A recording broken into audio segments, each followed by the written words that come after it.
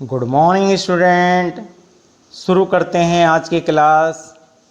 Subject बही खाता तथा लेखा शास्त्र। और बही खाता तथा लेखा शास्त्र में आपने पिछले वीडियो में जर्नल में लेखे करना, जर्नल की सहायक बहियों में लेखे करना तथा खाता बही में खाते खोलना तथा तलपट बनाने के बारे में समझा था। आज एक ऐसा क्वेश्चन करते हैं जिसमें इन तीनों को बनाना सीखेंगे। तो शुरू करते हैं इस क्वेश्चन को। पहले पढ़कर अच्छी तरह से समझेंगे। निम्नलिखित का रोजनामच प्रविष्टियाँ कीजिए। इनकी खातों में खतौनी करें, मतलब खाता बही में खाता खोलें। और परीक्षा सूची तलपट जिसको कहते हैं बनाइए। जब भी आपको जनरल प्रविष्टियाँ करनी हैं, आप ये 2-3 बातें हमेशा याद रखेंगे जनरल एंट्री करते समय। नंबर 1, खातों के प्रकार आपको अच्छी तरह से पता होना चाहिए। खाते कितने प्रकार के होते हैं? 3 प्रकार के खाते होते हैं। कौन कौन से? व्यक्तिगत खाते, जिसको पर्सनल अकाउंट कहते हैं, जो किसी व्यक्ति, संस्था या कंपनी के नाम से संबंधित होते हैं या नाम छिपा होता है, तो उन्हें क्या कहते हैं? हम व्यक्तिगत खाते कहते हैं, पर्सनल अकाउंट कहते हैं। और पर्सनल अकाउंट के बाद दूसरे खाते हैं आपके वास्तविक खाते, रियल अकाउंट। रियल अकाउंट क्या होते हैं? कि जो खाते माल, धन, संपत्ति व रोकड़ से संबंधित होते हैं, उन खातों को हम क्या कहते हैं?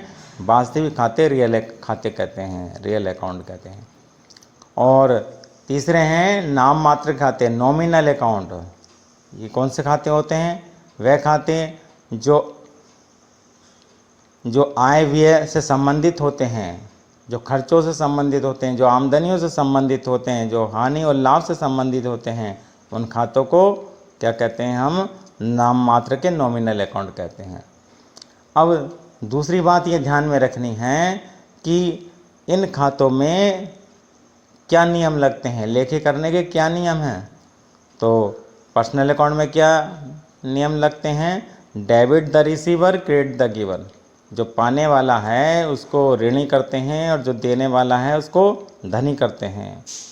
और रियल अकाउंट में क्या नियम लिखता है? डेबिट व्हाट्स कम्स इन और डेबिट व्हाट गोज आउट। आने वाली वस्तु को ऋणी और जाने वाली वस्तु को धनी करते हैं।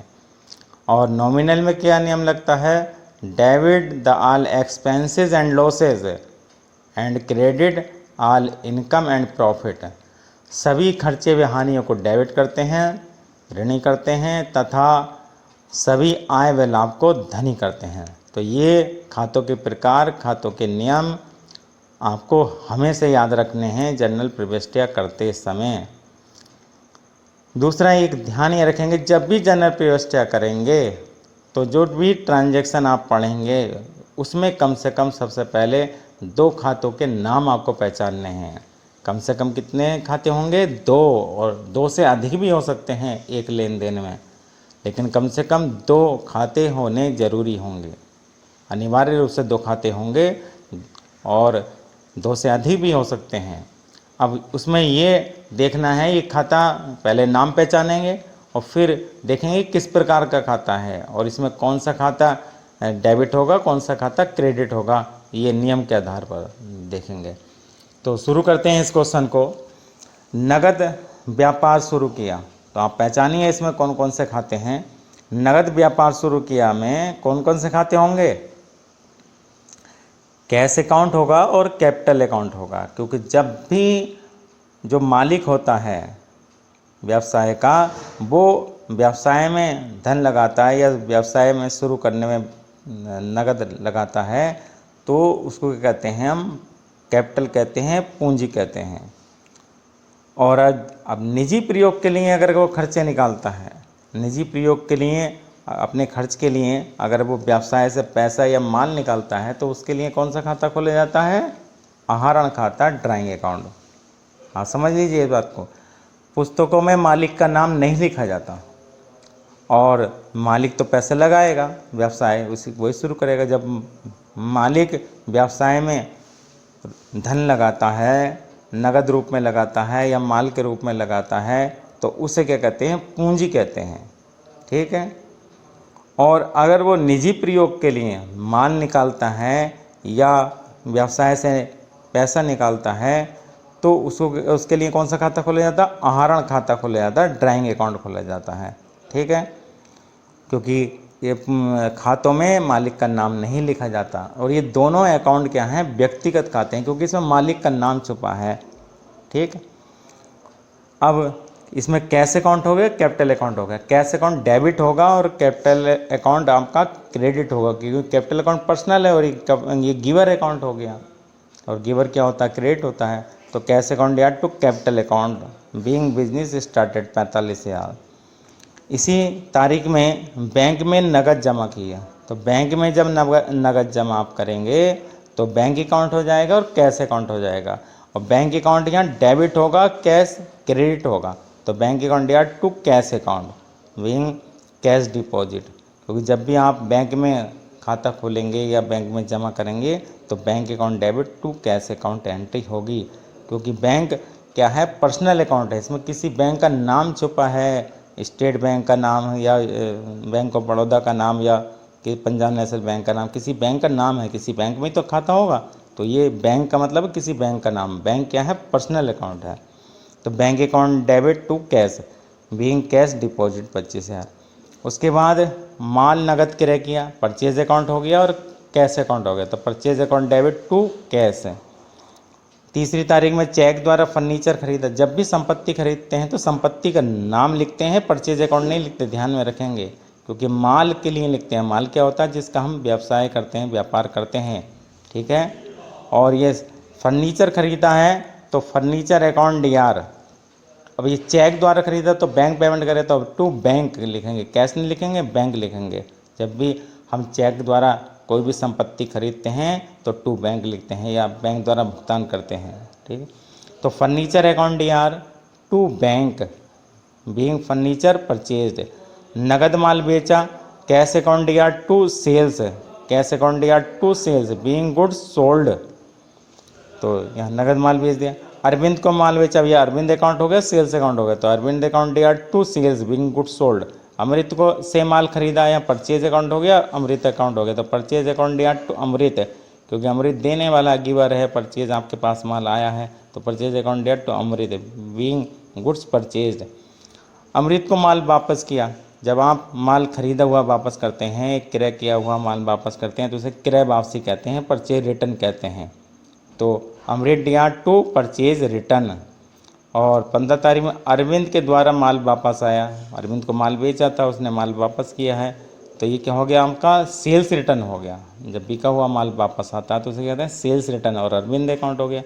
तो यहाँ सेल्स रिटर्न अकाउंट डेबिट होगा to Arvind being goods return by Arvind. अंतिम भुगतान में अरविंद ने दिया, अरविंद ने दिया, अरविंद को दिया नहीं, अरविंद दिया। अरविंद पेमेंट करेगा आपको, क्योंकि आपने अरविंद को माल उधार बेचा था। देखिए अंतिम भुगतान में मतलब फाइनल पेमेंट, जब भी फाइनल पेमेंट की एंट्री करेंगे आप देख लेंगे उसे कितने का माल बेचा था, उसका कितना वापस किया था और कितना उससे लेना है और कितने उसने दिए हैं। अरविंद को माल बेचा था 8 तारीख में, देखिए 4,000 रुपये का। ठीक है। और अरविंद ने 15 तारीख में माल वापस आया कितने? 200 रुपये का।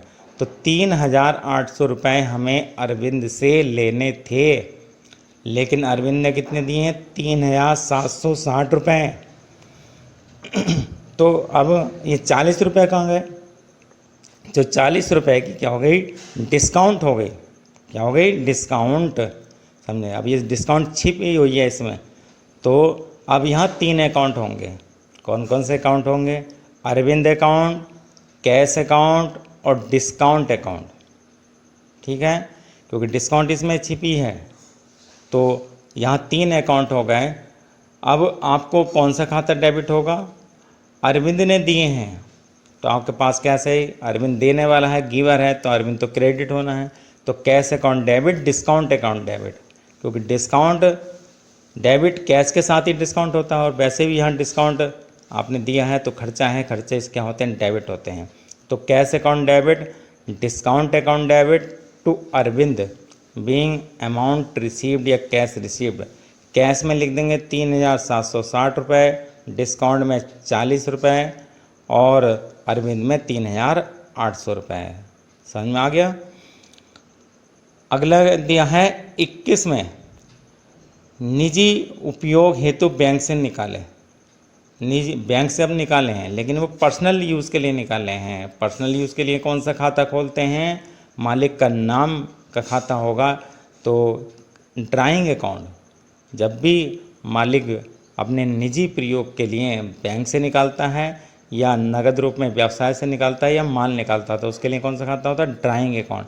और ड्राइंग अकाउंट पर्सनल अकाउंट है, तो ये रिसीवर अकाउंट हो गया, तो ड्राइंग अकाउंट डेबिट हो जाएगा टू बैंक, क्योंकि बैंक से निकाले हैं, बैंक गिवर हो गया था। तो ड्राइंग अकाउंट दिया टू बैंक 1,000 रुपये। 21 तारीख में ही बैंक से नगद रूप में नगद निकाले हैं, ये व्यवसाय के लिए निकाले होंगे जब निजी प्रयोग नहीं दे रखा। तो इसमें क्या होगा? कैश अकाउंट होगा। कैश अकाउंट दिया टू बैंक, क्योंकि जब बैंक में जमा करते हैं तो क्या करते हैं? बैंक अकाउंट दिया टू कैश। अब निकालेंगे तो कैश अकाउंट, अब कैश आएगी आपके पास से और बैंक देने वाला है, तो कैश अकाउंट दिया to bank being cash down. किराया दिया, किराया दिया रेंट, खर्चे क्या होते हैं? सब डेबिट होते हैं। जितने भी एक्सपेंसेस है सब डेबिट होते हैं। तो रेंट अकाउंट दिया टू कैश। अगर चेक द्वारा दिया होता तो बैंक लिखते हैं, कोई भी खर्चा अगर चेक द्वारा दिया तो बैंक लिखते हैं, या नगद दिया तो कैश लिखेंगे। रेंट अकाउंट दिया टू कैश, रेंट पेड। खाता के अंतिम भुगतान में अमृत को नगद दिया है। अब जो अमृत से हमने माल खरीदा था उसका हमने अंतिम भुगतान कर दिया 5,940। अब देखेंगे कि अमृत से कितने का माल खरीदा था। आप देखिए 10 तारीख में अमृत से माल कितने खरीदा है? 7,000 रुपये का माल खरीदा है, ठीक है। और 12 तारीख में उसको 1,000 रुपये का माल वापस किया है, तो 6,000 का हमें भुगतान करना है। और भुगतान कितने करना है हमें? 6,000 का। और भुगतान किया कितना है नगद रूप में? यहाँ 28 तारीख में 5,940। 60 रुपये की क्या है? डिस्काउंट छिपी है, तो 60 रुपये की डिस्काउंट आप समझे आपको प्राप्त हो गई। तो यहाँ 3 खाते यहाँ भी हो गए। कौन कौन से? अमृत अकाउंट हो गया, कैश अकाउंट हो गया, डिस्काउंट अकाउंट हो गया। अब अमृत को आपने भुगतान किया तो अमृत रिसीवर हो गया, तो अमृत डेबिट होगा टू कैश और टू डिस्काउंट। डिस्काउंट कैश के साथ होती है, वैसे भी जब आपको छूट मिल रही तो आपके लिए आमदनी और आमदनी क्रेडिट होती है। तो कैश अकाउंट डेबिट, वो Amrit account debit to cash account और to discount account being final payment made. 5,940 रुपये कैश में लिखेंगे और 60 रुपये समझ डिस्काउंट में लिखेंगे और 6,000 रुपये अमृत में लिखेंगे, ठीक है। भुगतान किया, ये खर्चों का भुगतान किया है, स्टेशनरी का, मजदूरी का, वेतन का। अब ये तीनों को डेबिट कर देंगे टू कैश का, सारे खर्चे डेबिट होते हैं, ठीक है। तो अब इनको 3 को अलग अलग भी कर सकते हैं। स्टेशनरी अकाउंट या टू कैश, वेजेस अकाउंट या टू कैश, सैलरी अकाउंट या टू कैश। और एक साथ भी कर सकते हैं स्टेशनरी अकाउंट या वेजेस अकाउंट या सैलरी अकाउंट या to cash being expenses paid, और जोड़ के रकम लिख देंगे 3,700 रुपये कैश में। तो इस प्रकार ये सभी एंट्रियाँ हो गई। एक बार फिर इसका सॉल्यूशन आप देख सकते हैं एंट्रियों का, इसका सॉल्यूशन है। और देखिए 1 जनवरी में cash account D R to capital 45,000, फिर 1 जनवरी बैंक में जमा किए थे bank account D R to cash 25,000, और purchase account D R to cash ये माल खरीदा था 15,000, फर्नीचर खरीदा था चेक द्वारा furniture account D R to bank 5,000, और ये नगद विक्रय हुआ था cash account D R to sales 8,500, Arvind को माल बेचा था Arvind D R to sales 4,000, purchase account D R to Amrit ये और इससे ख़रीदा था 7,000 रुपये, और अमृत को माल वापस करा था purchase return Amrit D R to purchase return 1,000 रुपये। ये अरविंद से माल वापस आया था sales return account D R to Arvind 200 रुपये। ये अरविंद से भुगतान प्राप्त हुआ था अंतिम भुगतान cash account D R discount account D R to Arvind 3,760 रुपये, 40 रुपये डिस्काउंट में 3,800 रुपये, क्योंकि अरविंद को हमने देखिए 8 तारीख में 4,000 का माल वापस वो माल खरीद बेचा था और 200 रुपये का इससे माल वापस आया था, तो 3,800 का हमें भुगतान लेना था। जबकि 3,760 रुपये मिले हैं और 40 रुपये की डिस्काउंट इसको हमने दी है। बैंक से निजी प्रयोग के लिए निकाले थे drawings account DR to bank 1,000 रुपये, being cash withdrawn from bank for personal use. ये कैश निकाला था ऑफिस के लिए है, सबने व्यापार के लिए। Cash account DR to bank 5,000 रुपये, किराया दिया था rent account DR to cash 400 रुपये और अमृत डी का भुगतान किया था अमृत DR टू कैश और टू डिस्काउंट। तो अमृत से कितने का माल खरीदा था एक बार फिर देख सकते हैं, 7,000 का 10 तारीख में परचेज DR टू अमृत और 12 तारीख में 1,000 का माल वापस इसको किया था। तो 6,000 का भुगतान करना था, लेकिन हमने भुगतान इसको कितना किया है, 5,940 का भुगतान किया है। तो 60 रुपये क्या हो गई इसमें, ये डिस्काउंट हो गई। और इसके बाद ये 30 तारीख में खर्चे की एंट्री है। Stationery account DR, wages account DR, salary account DR to cash.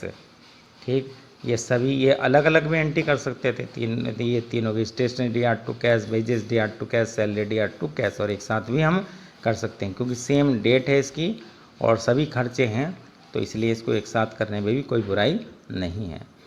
अब इसके बाद क्या करना है, जनरल एंट्री के बाद जो सबसे महत्वपूर्ण कार्य है क्या है, खाता बही में खाते खोलना। तो जितने जनरल एंट्री में ये खाते आए हैं, cash account, capital account, bank account, purchase account, furniture account, ये जितने भी खाते आए हैं सबको हमें क्या करना है, खाता बही में खोलना इन खातों को।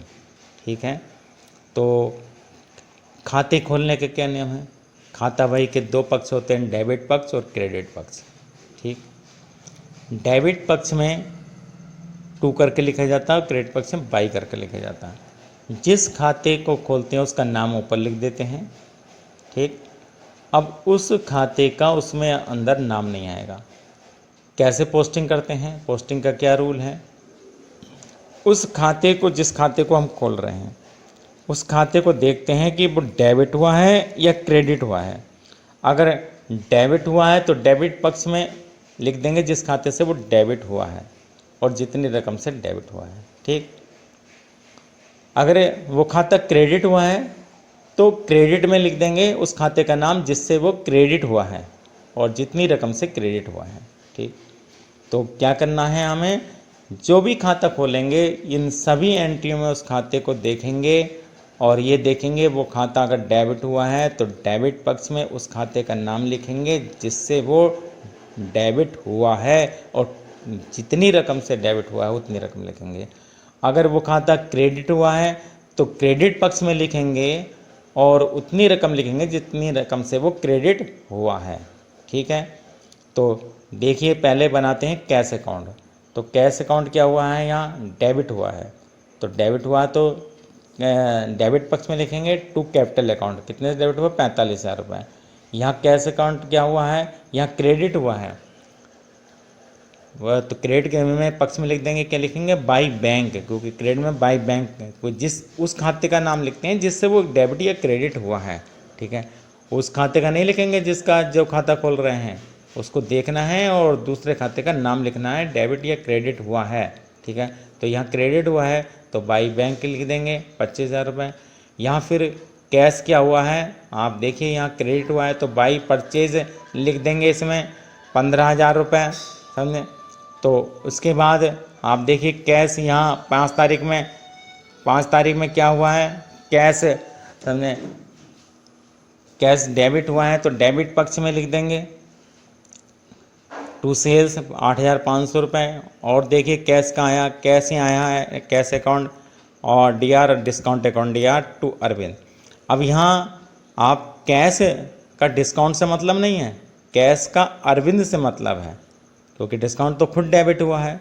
तो किससे डेबिट हुआ है, कैश अरविंद से, तो टू अरविंद लिखेंगे और 3,800 रुपये नहीं लिखेंगे, कितने रुपए लिखेंगे, 3,760 रुपये लिखेंगे कैश की रकम, क्योंकि वो 3,760, क्योंकि 40 रुपये इस डिस्काउंट के भी हैं 3,800 में, डिस्काउंट अकाउंट अलग अकाउंट खुलेगा। ठीक है, तो टू अरविंद लिखेंगे डेबिट पक्ष में, तो रकम कितनी लिखेंगे, 3,760 रुपये। और कैश 21 तारीख में आया cash account DR to bank, तो टू कैश अकाउंट डेबिट हुआ टू बैंक लिख देंगे कितने रुपए 5,000 रुपये।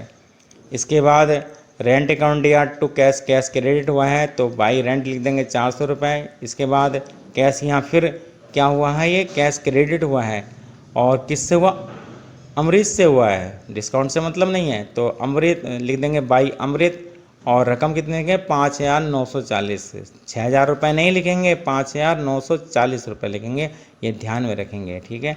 डिस्काउंट अकाउंट अलग है, कैश और डिस्काउंट का दोनों का संबंध है अमृत से, अमृत का संबंध दोनों से है, ठीक है। तो जब भी कैश अकाउंट खोलेंगे तो कितना लिखेंगे, जितनी उसमें रकम है, ठीक है। तो बाई अमृत में 6,000 नहीं 5,940 लिखेंगे, क्योंकि 60 रुपये जो 6,000 में शामिल हैं डिस्काउंट के।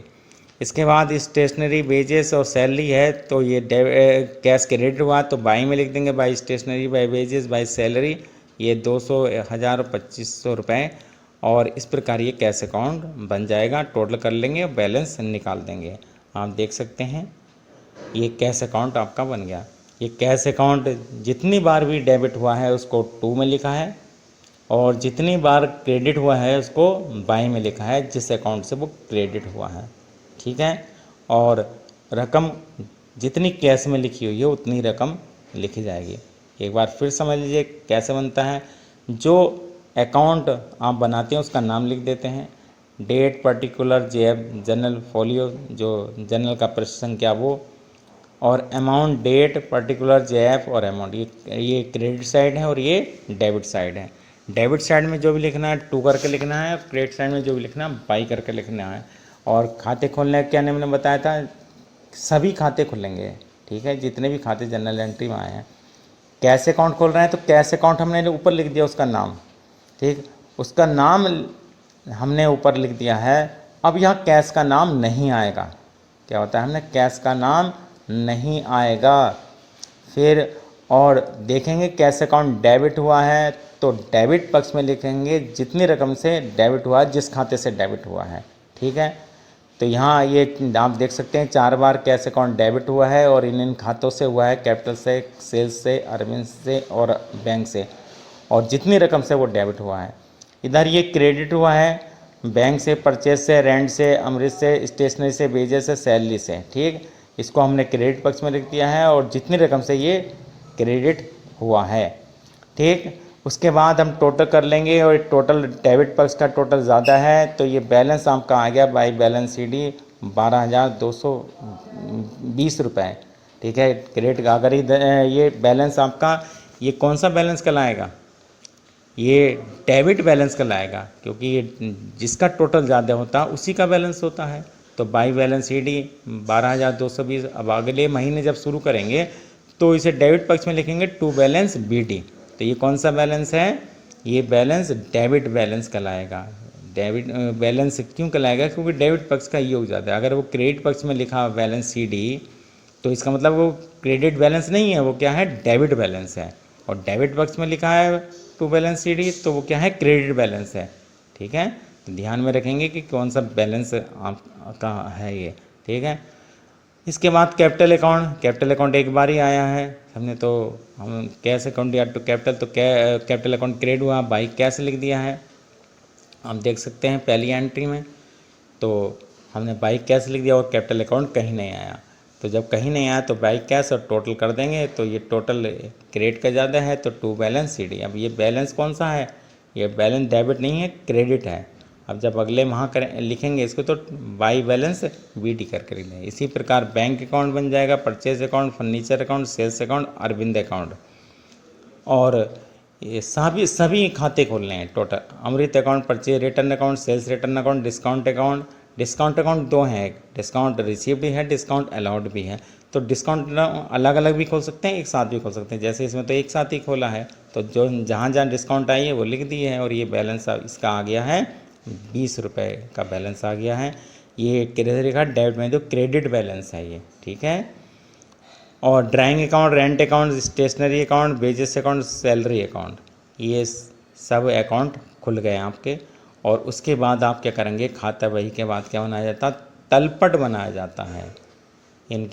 इनको चेक करने के लिए तलपट का बनाया जाता है, और तलपट का योग अगर आपका मिल जाता है तो ये माना जाता है कि आपने जो खाता बही में खाते खोले हैं, एंट्री की हैं, सही की हैं। तो अब बनाते हैं तलपट। तलपट कैसे बनाते हैं? तलपट बनाने की हमने आपको कई विधियां बताई थी। तो 3 विधियां मुख्य तौर पर है, एक टोटल के आधार पर, और दूसरी बैलेंस के आधार पर, और तीसरी टोटल व बैलेंस दोनों के आधार पर। अधिकांशतः बैलेंस के आधार पर तलपट बनाया जाता है। और इसमें क्या होता है, जितने खातों का बैलेंस है उन खातों का सबका नाम लिख दिया जाता है। और हमने इसके नमूने भी आपको बताए थे तलपट कैसे बनाया जाता है। इस तरह से भी बनाया जाता है डेबिट साइड और क्रेडिट साइड, या एक ही पर्टिकुलर का कॉलम बना लीजिए, अमाउंट के 2 कॉलम बना लीजिए, और एक में डेबिट का अमाउंट और एक में क्रेडिट का अमाउंट, या इस तरह से बना लीजिए, एक तरफ डेबिट और एक तरफ क्रेडिट। तो जितने अकाउंट समझे हैं सबके नाम लिखने पड़ेंगे आपको, जिनमें बैलेंस है, और जिनका बैलेंस बराबर है, जिसमें टोटल बराबर है, बैलेंस नहीं है, उन अकाउंट को नहीं लिखेंगे। ठीक है, यही बैलेंस मेथड में होता है। अगर हम बैलेंस मेथड के अनुसार तलपट बना रहे हैं तो क्या बताया हमने कि सभी अकाउंट लिख लेंगे, उन अकाउंट को लिखेंगे जिनमें बैलेंस दिया हुआ है, और जिनमें बैलेंस नहीं दे रखा उन अकाउंट को हम नहीं लिखेंगे। अगर टोटल के आधार पर बना रहे होते तो सब लिखते, ठीक है, तो क्योंकि उसमें टोटल लिखना है, इसमें क्या लिखना, केवल बैलेंस लिखना जिसमें बैलेंस है। अब ये डेबिट बैलेंस जिनका है, जैसे cash account, bank account, purchase account, furniture account, sales account, sales return account, drawing account, stationery, rent, wages, salary, ये सबका डेबिट बैलेंस है। आप देख सकते हैं इनका बैलेंस डेबिट है। सबका बैलेंस क्या लिखा हुआ, बाई बैलेंस CD लिखा हुआ है। ठीक, तो ये डेबिट बैलेंस है। और इधर capital account, sales account, purchase return account, discount account, ये बैलेंस क्रेडिट है, तो क्रेडिट पक्ष में लिखेंगे। ठीक है, इनका बैलेंस क्या लिखा हुआ है, टू बैलेंस CD लिखा हुआ है। तो और ये भी ध्यान में रखेंगे तलपट बनाते समय, ये भी कॉमर्स के हर स्टूडेंट को ये भी पता होना चाहिए किसका कौन सा बैलेंस होता है। सामान्य तौर पर जितनी सभी संपत्तियां होती हैं, परचेज होता है, सेल्स रिटर्न होता है, ड्राइंग होता है, और सारे खर्चे बहानियाँ होती हैं, उनका सबका बैलेंस डेबिट होता है। एक बार फिर समझ लीजिए, जितनी संपत्तियां हैं, टोटल असेट्स, ठीक है, परचेज, सेल्स रिटर्न, ड्राइंग, सारे खर्चे, सबका बैलेंस क्या होता है, डेबिट होता है। कुछ अकाउंट ऐसे होते हैं जिसका डेबिट भी कभी हो सकता है और क्रेडिट भी कभी हो सकता है, जैसे बैंक अकाउंट का डेबिट भी हो सकता है और बैंक ओवरड्राफ्ट होने पर क्रेडिट भी हो सकता है। ठीक है, लेकिन ये नॉर्मली क्या है कि जितनी संपत्तियां हैं सबका बैलेंस डेबिट होता है, परचेज का बैलेंस डेबिट होता है, सेल्स रिटर्न का बैलेंस डेबिट होता है, ड्राइंग का डेबिट होता है, सभी खर्चे जितनी हानियाँ हैं सबका बैलेंस डेबिट होता है। तो डेबिट पक्ष में वो लिखे जाते हैं। क्रेडिट, जितनी आमदनियां हैं, जितनी इनकम एंड प्रॉफिट है, सबका बैलेंस क्या होता है, क्रेडिट होता है। सेल्स है, परचेज रिटर्न है, इनका भी बैलेंस क्या होता है, क्रेडिट होता है। कैपिटल है, ठीक है, कैपिटल और जितने लायबिलिटीज़ हैं, जितने दायित्व हैं, जितने ऋण हैं जो हमने लिए हैं, उनका बैलेंस क्या होता है, क्रेडिट होता है।